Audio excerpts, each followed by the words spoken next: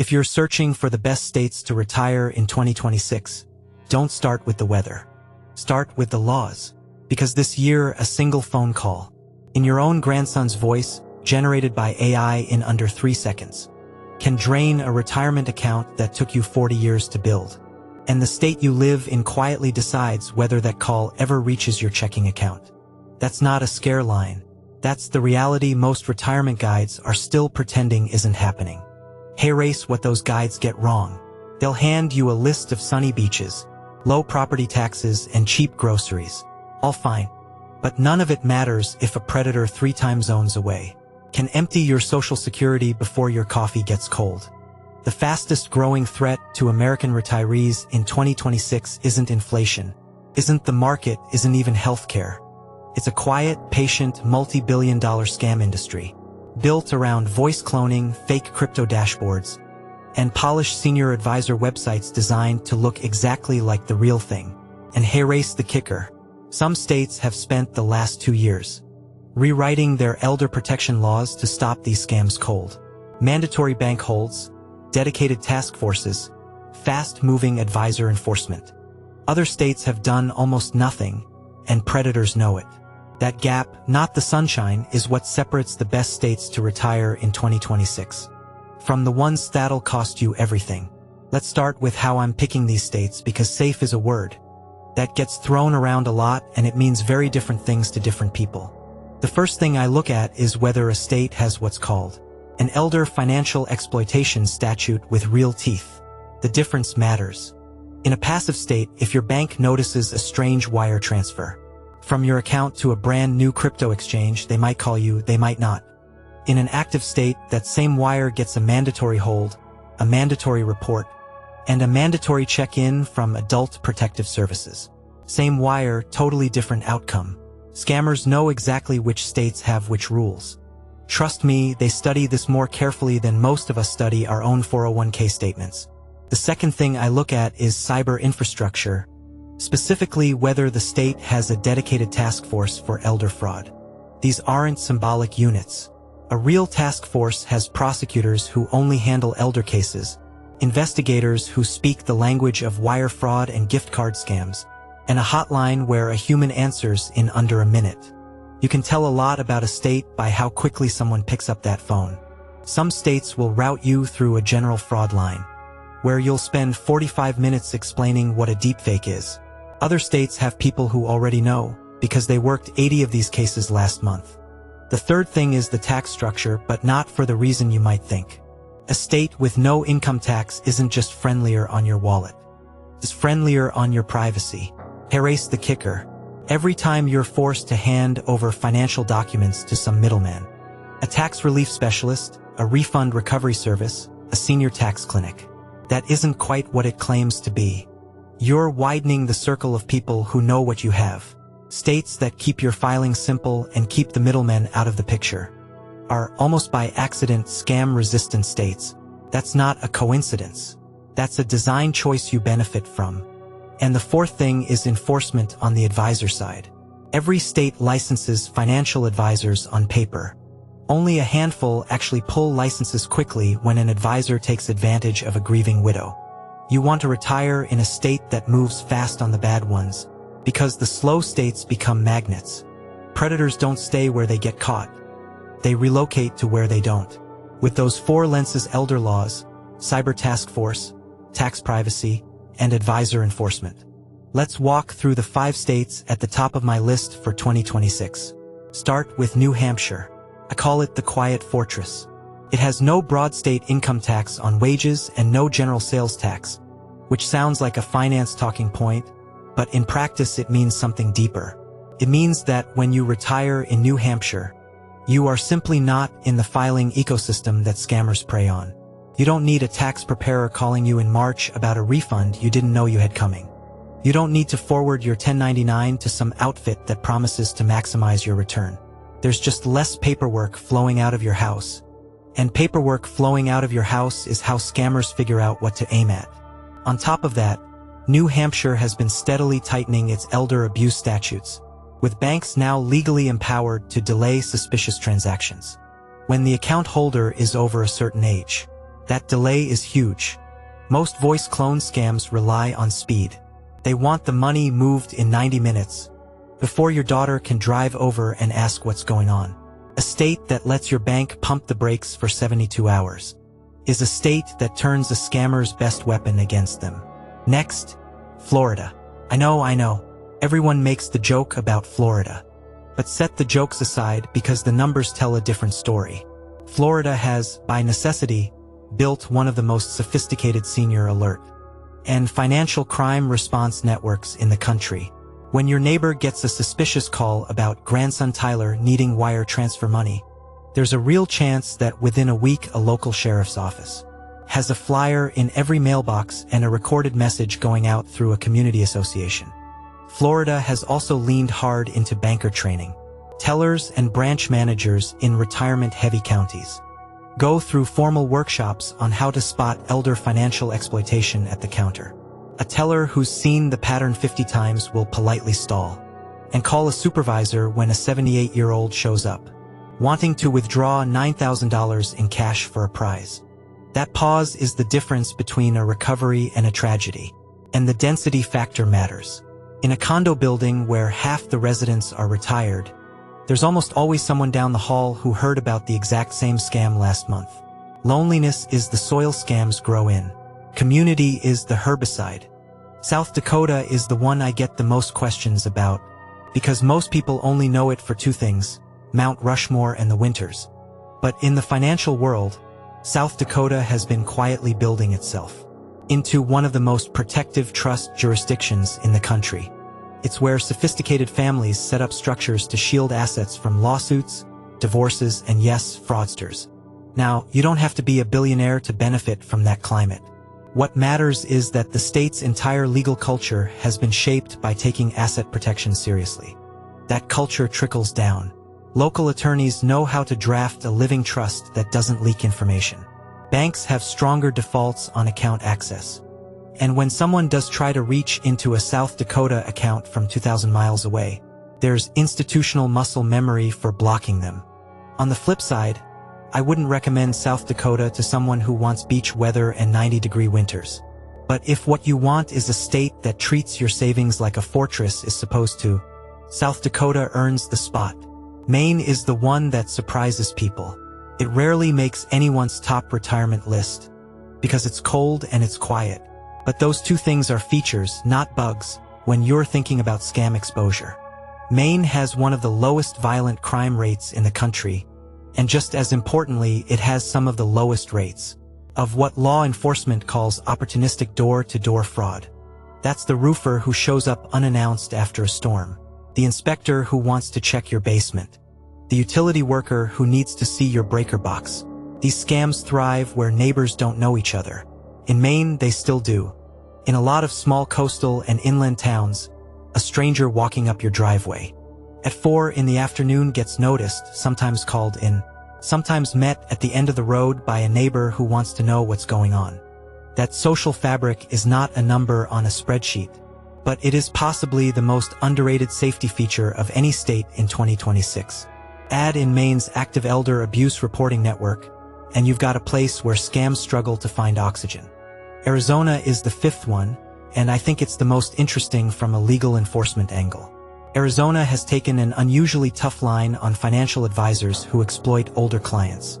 The state's securities oversight has pursued advisor revocations and criminal referrals at a faster clip than most other states its size.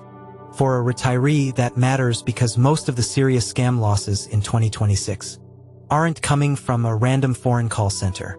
They're coming from someone in a nice suit, often referred through a church, a bridge club, or a free steak dinner seminar, who walks off with $100,000 in annuity fees that were never real. Arizona has been especially aggressive about the seminar-to-sale pipeline, where older folks get invited to a presentation and then get one-on-one follow-ups that end in products they don't understand. Living in a state where that pipeline gets raided regularly is worth more than any weather report. And for what it's worth, Arizona's climate is kind to people with arthritis, which is not a small thing when you're trying to stay independent into your 80s. Now, I can almost hear some of you. You're saying, just tell me the best state and be done with it. I hear you and I respect that.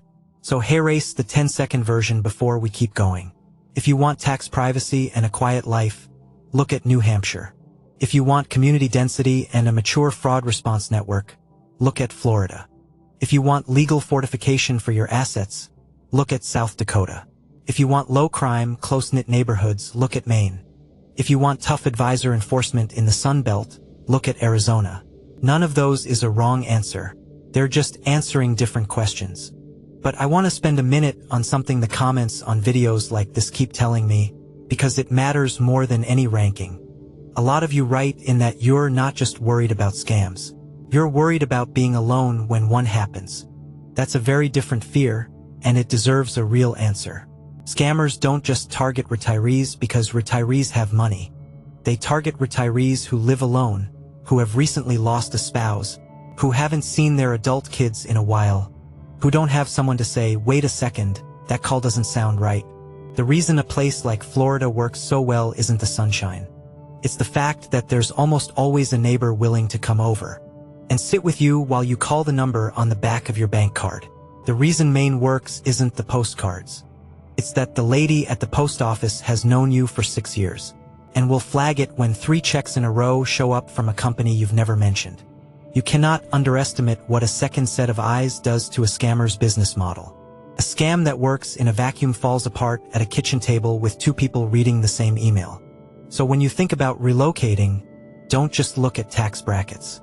Look at whether you're moving into a place where somebody eventually will notice if something's off.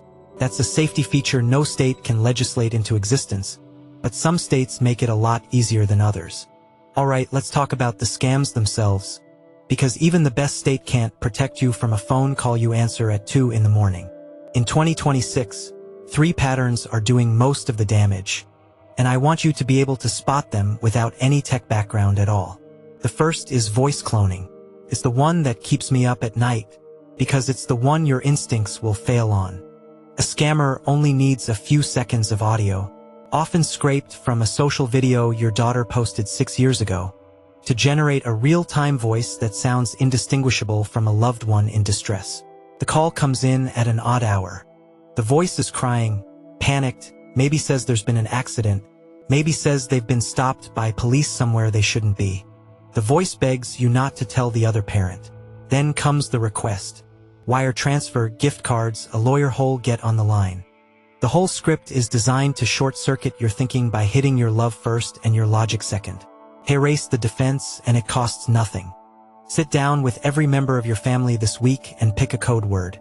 Not a birthday, not a pet's name. Something you'd never post online. A made-up word, a silly phrase, whatever. If a call ever comes in claiming to be them in trouble, you ask for the code word. If they hesitate, if they pivot, if they say, "Mom, come on, there's no time for that," you hang up. You do not apologize. You do not feel rude. You hang up and you call the real number you have for them. 99 times out of 100, they'll pick up confused, watching a game in their living room. That's the outcome you want. The second is the investment lure, and in 2026 it almost always comes wrapped in either gold or crypto. The gold pitch sounds patriotic. The crypto pitch sounds cutting edge. Both are designed to exploit the same fear, that the dollar is about to collapse and you need to get out before it's too late. The person selling it will often claim to be a retired federal agent or a former fund manager, which is supposed to make you trust them. Erase the kicker. Legitimate professionals almost never cold call, and they almost never tell you there's a 48-hour window to act. If you're feeling rushed by someone you didn't seek out, that feeling is the scam. Period. Write down the name of whoever called, hang up, and run the name through your state securities regulator website before you do anything else. If there's a complaint history, it will usually surface in minutes. If there isn't, the absence of one isn't proof they're clean, just proof they haven't been caught yet. Take the hour. The offer that can't wait an hour was never real to begin with. The third one is the oldest scam in the book with a new coat of paint, and it's still working. You're on your computer, you click a link, and suddenly there's a full screen pop-up screaming that your device has been compromised. A phone number, usually with a big familiar logo you'd recognize, is asking you to call right away. If you call, a technician will walk you through installing remote access software. The moment that software connects, your screen isn't yours anymore. They can see your banking. They can see your passwords. They can see, in many cases, the last 12 months of your financial life. The defense here is almost absurdly simple. Real tech companies do not put a phone number inside a warning pop-up. Ever. If you ever see one, don't call it. Hold down the power button on your computer until it shuts off completely. Leave it off for 20 minutes. When you turn it back on, don't go back to that browser tab. If you're still worried, take the machine to a local repair shop you trust. Do not, under any circumstances, let a stranger you met through a pop-up control your screen. Those 3 defenses code word, hang up on urgency, shut the computer off sound basic, and they are. That's the point. Scams in 2026 aren't winning because they're technically sophisticated. They're winning because they're emotionally sophisticated. They manufacture panic, isolation, and time pressure. Your best weapon isn't tech. It's the ability to slow down when someone's telling you you can't. So let's bring this home. Safety in retirement, the real kind, the kind that lets you sleep through the night, is never just one thing. It's not just a state. It's not just a password. It's the combination of where you live, who's around you, and what habits you've built before a scammer ever calls. The states I talked about today, New Hampshire, Florida, South Dakota, Maine, and Arizona, each offer a different piece of that puzzle. Pick the one that fits your life, not the one that fits a ranking. If what you need is tax privacy, choose accordingly. If what you need is a community that'll notice when you're off, choose accordingly. If what you need is legal muscle around your trust, choose accordingly. There is no single best state. There is only the best fit for your particular version of retirement. Before you close this tab, I'd ask you to do 2 small things this week, because they're the 2 that move the needle the most. First, call your bank the real number on the back of your card, and ask them to turn on any senior focus protections they offer. Most major banks now have an optional trusted contact system, where a second person can be alerted if something looks off on your account. Set it up. Takes 10 minutes. Second, send this video to one other person who's in or near retirement. Not to sell them on a state, just so they know what's out there in 2026. And can think about it before a call comes in, not after. These conversations spread the most when one person, watching alone, decides to text them to somebody they love. That's the whole chain right there. And tell me in the comments, what state are you in right now? And do you feel safe there? I read every one, and the conversations down there tend to be better than the video itself. Some of you live in places I haven't covered that deserve a second look, and I want to hear about them. Some of you are weighing a move and can't decide. Put it down there. Let's compare notes. Because the truth is, none of us are figuring this out alone. And in 2026, more than ever, the people who do best are the ones who refuse to try.